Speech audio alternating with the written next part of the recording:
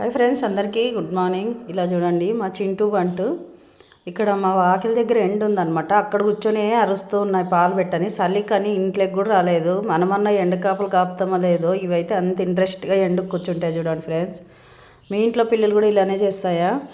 అలాగే మా ఇంటికి ఒకటి కుక్కపిల్ల బన్నీ అని పేరు పెట్టుకున్నామని చెప్పాను కదా ఫ్రెండ్స్ ఒక వీడియోలో. ఆ బన్నీ అయితే నేను ఒకరోజు ఊరికి వెళ్ళిపోయినాను అనమాట. వచ్చే లోపల లేదు, ఎక్కడికి పోయిందో తెలియదు.